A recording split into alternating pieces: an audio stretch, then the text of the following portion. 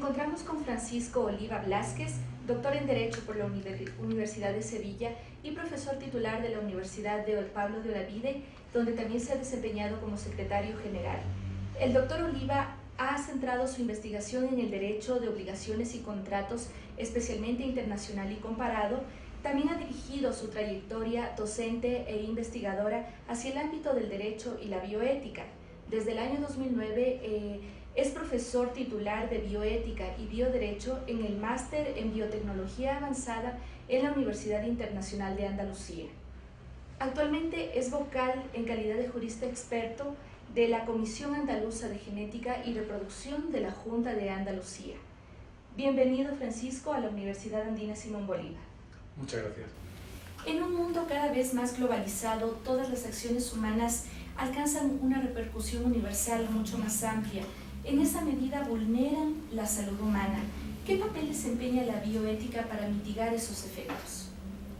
Bien, la bioética es, ante todo, un campo de reflexión sobre las actuaciones y las consecuencias que tiene la actuación humana sobre la vida, en un sentido amplio, ¿no?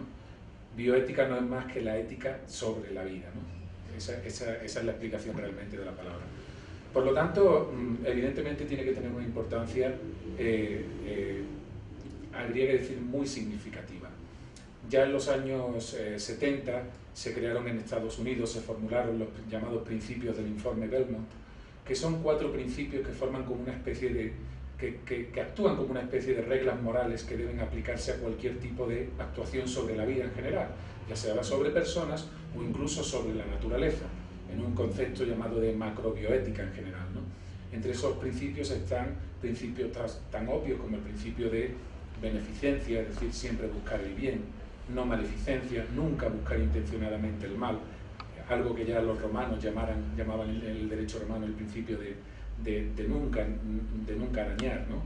El primum non nocere, y otros principios como el de autonomía de la voluntad o el principio de justicia.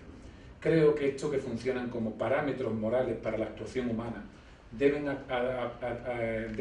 aplicarse en todo caso, sea cual sea la actuación que se tenga que realizar sobre la vida y sea cual sea esa forma de vida o esa naturaleza que puede ser afectada.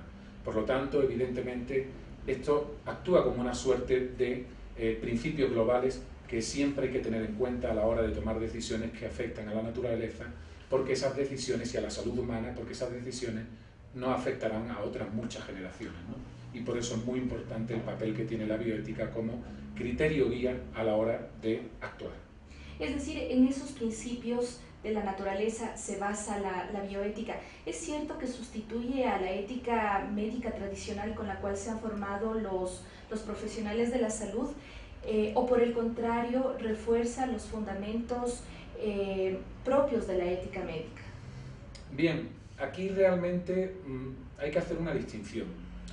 Históricamente la medicina ha partido, la relación médico-paciente ha partido de una situación paternalista.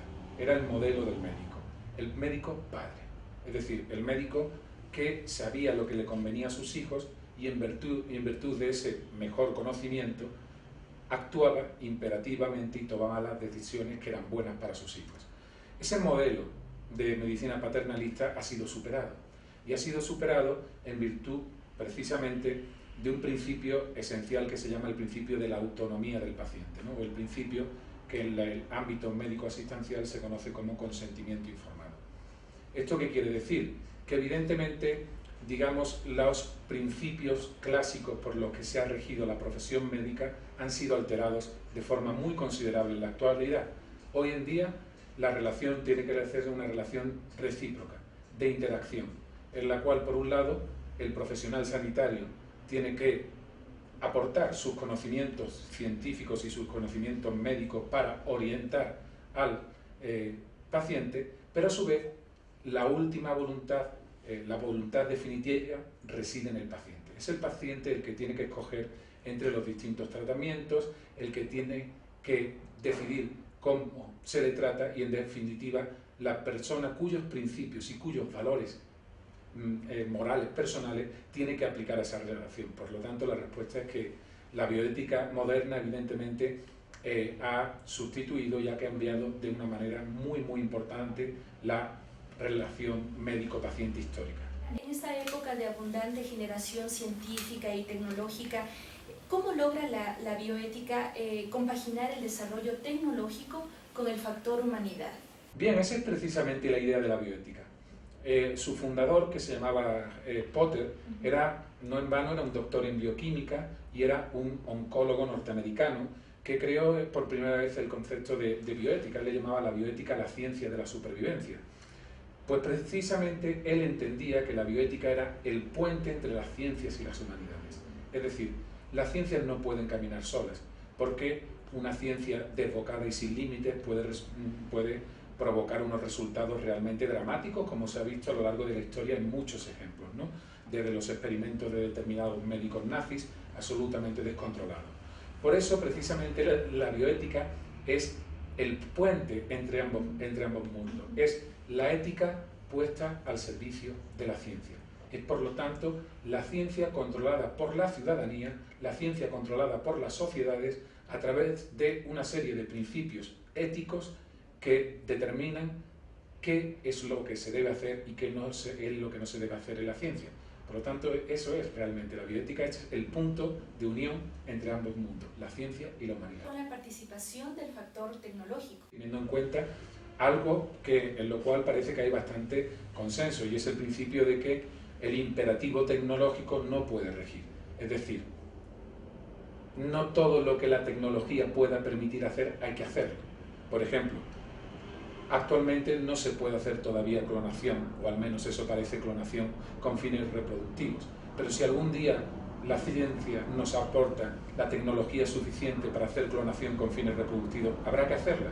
Pues realmente hoy la bioética moderna dice que no, y hay un consenso internacional enorme reflejado en distintos textos internacionales que declaran que no, que eso va en contra realmente de los principios bioéticos más elementales. Por lo tanto, la tecnología, por supuesto, que tiene mucha importancia aquí, pero partiendo de ese principio que yo diría que es categórico, que es la prohibición de que la tecnología rija el mundo y que por lo tanto se convierta en el elemento que sustituye cualquier otro tipo de consideración ética o social. Dado que no es posible imponer un mismo modelo de salud a todos los pueblos, la bioética, ¿cómo puede ser una herramienta para que permita la construcción de una cultura de salud? Bueno, realmente la bioética en el ámbito de la salud, como es obvio, pues maneja también y establece unos parámetros mínimos de lo que tiene que ser la salud, digamos, universal, o más bien la salud que responda a unos principios éticos esenciales. Por ejemplo, con independencia de cuál sea la configuración de la salud en cada uno de los estados del mundo, es evidente que la bioética dice que en la salud existe un principio como es el principio de justicia, que es el cuarto principio fundamental de la bioética. Y ese principio lo que indica es que las sociedades cuentan con recursos limitados y que por lo tanto tiene que haber una distribución equitativa de esos recursos. Y ese tiene que ser un criterio, por ejemplo, esencial a la hora de tomar decisiones en el ámbito de la salud pública. Dicho de otra manera, por ejemplo, no puede existir una salud a la carta de cada ciudadano, sino que tiene que haber ese principio de justicia que haga que todos tengan lo máximo posible en el ámbito de la sanidad y que evidentemente hay que dar a cada uno lo suyo. Y eso pues sería una aportación que podría hacer la bioética universal a la configuración de cualquier sistema de salud, como evidentemente lo mismo cabe decir del principio de la autonomía personal, que con independencia de cuál sea la relación médico-asistencial que se establezca en cada estado, debería evidentemente aplicarse. No en vano existe una declaración universal de bioética, de principios de bioética de la UNESCO, que precisamente tiene ese apellido de universal, porque pretende aplicarse a todo el mundo. Y evidentemente esto sería algunos de los ejemplos de cómo esos principios y cómo la bioética puede aportar a la salud en cada rincón del mundo. ¿Qué sucede con la responsabilidad y la ética profesional? Es decir, ¿en qué momento tiende a deteriorarse estos valores y se olvidan que la medicina es una profesión de servicio? Realmente todo arranca del hecho de que por lo que comentamos con anterioridad, de que la relación médica siempre ha sido una relación muy paternalista, se entendía que el médico era inmune a cualquier tipo de responsabilidad. El médico era el sujeto que tenía todos los conocimientos y por lo tanto tomaba siempre las decisiones apropiadas.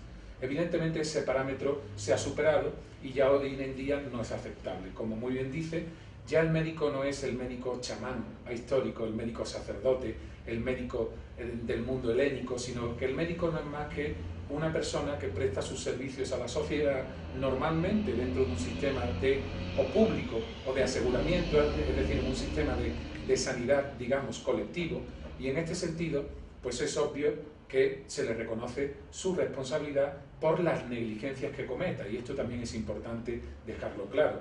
El médico no responde porque no haya curado, sino porque en esa tarea de curar, de intentar obtener la mejoría del paciente, pues finalmente no ha actuado diligentemente de acuerdo con la lex artis. ¿Cuál es el ámbito de la responsabilidad civil médica? El ámbito, bueno, es muy extenso. Desde luego, abarca a cualquier tipo de daño que se haya provocado en la relación que tiene un paciente, el que sea, con, digamos, la asistencia sanitaria. Por lo tanto, aquí hay muchísimos supuestos posibles, desde casos de mal funcionamiento o funcionamiento inadecuado del servicio sanitario en un sentido global, por ejemplo, que las urgencias no funcionen, que no estén bien distribuidas las guardias de los médicos y eso acabe provocando daños, que serían supuestos de, digamos, de responsabilidad de los centros sanitarios, y por otro lado está la responsabilidad propiamente médica, y no solo médica, sino del resto de profesionales sanitarios como pueden ser anestesistas, etcétera, que responden por los actos realmente que han realizado, insisto, de manera negligente, es decir, no cumpliendo los principios elementales de su propia profesión y de su propio conocimiento. Y ahí entra pues absolutamente cualquier circunstancia de mala praxis o de negligencia médica en el cumplimiento de la relación profesional. Para finalizar, Francisco, hace pocos meses entró en vigencia el nuevo Código Orgánico Integral Penal. Su artículo 146 se refiere al homicidio culposo por mala práctica profesional, un hecho que ha causado mucho malestar en los médicos ecuatorianos y también mucha preocupación porque ahora esto va a ser penalizado. Los criterios de la bioética, ¿cómo se pueden ajustar a los argumentos legales e impedir que la medicina se deshumanice? Bueno, respecto a esta cuestión del Código Orgánico Integral Penal, aquí hay que decir algunas cosas. Para empezar, bueno, porque cada Estado es soberano a la hora de regular, como es obvio, su política criminal, su política penal, y por lo tanto cada Estado escoge pues una determinada tipificación de delitos. Con respecto, hecha esta primera aclaración, el hecho de que se pueda reconocer un homicidio culposo en un médico no es nada extraordinario. Es decir, esto ocurre en todo el mundo. Lo importante, evidentemente, es determinar bajo qué condiciones se produce ese homicidio. Y ahí es donde, bueno, pues como es lógico, puede haber una discusión en torno a la bondad o el carácter menos afortunado de una norma. Pero como principio quiero decir que es una norma que rige en muchos países del mundo, donde, bueno, pues como es lógico, un médico puede ser condenado por un homicidio culposo por haber observado una negligencia muy grave en su comportamiento con resultado muerte. Dicho esto también, hay una cosa importante que dice el propio Código Orgánico Integral Penal del Ecuador, que es el principio de intervención mínima. Es decir, el derecho penal tiene que tener una intervención mínima y además tiene un carácter, digamos, excepcional en el sentido de que la norma general no puede ser la pena, no puede ser el delito, ¿de acuerdo? Es decir, que con carácter general, cuando se producen daños en el ámbito médico, lo primero que hay que pensar es el tipo de negligencia que hay y a partir de ahí determinar si es una responsabilidad civil solamente por culpa o negligencia o una responsabilidad penal porque realmente ha habido una negligencia grave, importante y cualificada con un resultado muerte, no se olvide, que es el bien jurídico que el derecho penal tiene que proteger por excelencia. Los médicos argumentan que puede haber interpretaciones subjetivas a este artículo. ¿Cómo entender eso? Ese es el gran problema que siempre tiene el derecho, evidentemente, que son las posibles interpretaciones subjetivas. Por eso, en el ámbito del derecho penal la interpretación tiene que ser siempre estricta, literal, y evidentemente hay que hacer una interpretación acorde con el principio de intervención mínima del derecho penal. Esa es la clave. A partir de ahí, bueno, pues son los propios operadores jurídicos del Ecuador los que tienen que determinar cómo hay que aplicar esa norma. Y me refiero, obviamente, a jueces, fiscales, abogados, que son los que, ante una norma novedosa, tendrán que determinar y aplicarla, tendrán que determinar cómo se aplica y cómo se interpreta esa norma. Pero, obviamente, el principio de la subjetividad también es intrínseco en muchas normas. Pero también tengo que decir que no he estudiado con el detalle la norma del Ecuador como para realmente saber si es una norma muy abierta o muy cerrada. Sí la he leído y en un principio no me parece que sea una norma extraordinaria, ni muchísimo menos comparándolo con lo que ocurre en otros estados donde también se contempla el homicidio culposo. Agradecemos la presencia de Francisco Oliva Blázquez por su participación en esta entrevista para la Universidad Andina Simón Bolívar. Muchas gracias, Francisco.